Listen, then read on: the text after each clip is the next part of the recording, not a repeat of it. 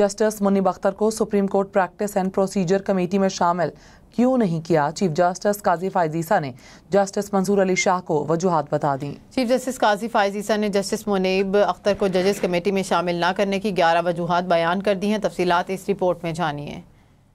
Chief justice قاضی فائز عیسیٰ نے منیب اختر کو committee میں شامل نہ کیے جانے کی وجوہات بیان کر دی۔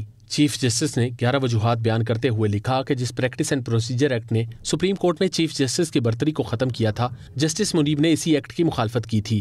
جسٹس منیب اختر ان 2 ججوں میں سے ایک تھے جنہوں نے کیسز کے بڑھتے ہوئے بوجھ کی پرواہ کیے بغیر گرمیوں کی تمام تعطیلات کی۔ چھٹی کے دوران انہوں نے کمیٹی کے اجلاس میں شرکت پر اصرار کیا، جس سے ظاہر ہوتا ہے کہ انہیں اگلے سینئر جج پر اعتماد نہیں تھا۔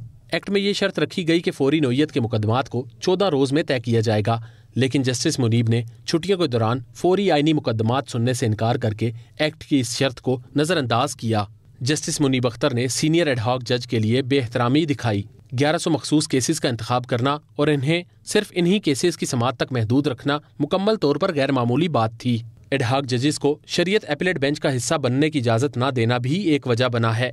کمیٹی کے ایک رکن کے ساتھ بدتمیزی اور نامعقول رویے کا مظاہرہ کرنا اور واک آؤٹ کر کے باہر جانا بھی جسٹس منیب اختر کو کمیٹی سے نکالنے کی وجہ بنا۔ چیف جسٹس نے یہ بھی لکھا، جسٹس منیب اختر جن بینچز کی قیادت کرتے تھے ان میں اکثر 11 بجے سے پہلے اپنا کام ختم کر دیتے تھے، جو ساتھی ججز کے لیے تشویش کا باعث بنا۔ چیف جسٹس نے اپنے خط میں جسٹس منیب اختر کی جانب سے آڈیو لیک کیس میں حکم امتناع جاری کرنے کا حوالہ بھی دیا۔ چیف جسٹس قاضی فائز عیسیٰ نے جسٹس منصور علی شاہ کو پریکٹس اینڈ پروسیجر کمیٹی میں شامل ہونے کی دعوت دے دی۔ خط کے جواب میں کہا کہ قانون میں مجھے کمیٹی کے جج نامزد کرنے کا اختیار دیا گیا۔ آپ کی جانب سے مجھ پر ججز کے منمانے انتخاب، غیر جمہوری اور ون مین شو جیسا بے تکا الزام لگایا گیا۔ آپ کی باتیں حقائق کو متنازع نہیں بنا سکتی۔ چیف جسٹس قاضی فائز عیسیٰ نے جسٹس منصور علی شاہ کو جوابی خط لکھ دیا۔ خط میں کہا، سپریم کورٹ رولز 1980 کے تحت چیف جسٹس کو بینچ تشکیل دینے کا اختیار تھا۔ بعض چیف جسٹس صاحبان نے اس اختیار کا بالخصوص آئینی تشریح کے معاملات میں غلط استعمال کیا، جس کے دورس اثرات ہوئے۔ خط میں لکھا کہ آپ نے کمیٹی کے تیسرے رکن کو تبدیل کرنے پر سوال اٹھایا۔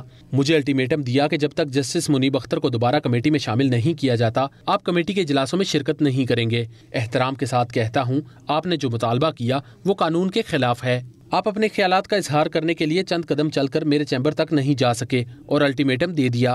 قانونی طور پر آپ یہ سوال بھی نہیں کر سکتے کہ میں کس کو کمیٹی کا تیسرا رکن نامزد کر سکتا ہوں۔ حقائق کا پتہ لگائے بغیر آپ نے الزام لگایا کہ میں نے تیسرے رکن کے انتخاب میں جسٹس یحییٰ آفریدی کو نظر انداز کیا۔ اگر کوئی جسٹس آفریدی کو کمیٹی میں نہیں چاہتا تھا تو وہ جسٹس منیب اختر تھے۔ چیف جسٹس نے خط میں لکھا کہ جمعہ 20 ستمبر 2024 کو کمیٹی کا اجلاس ہونا تھا۔ میں نے جسٹس یحییٰ آفریدی سے رابطہ کیا، لیکن معلوم ہوا کہ وہ دستیاب نہیں۔ میں نے جسٹس امین الدین سے درخواست کی۔ ان کی مہربانی ہے کہ انہوں نے لاہور جانا منسوخ کر دیا۔ آپ نے مجھے یا میرے دفتر کے بجائے رجسٹرار کو آگاہ کیا کہ آپ کی کہیں اور کمٹمنٹ تھی۔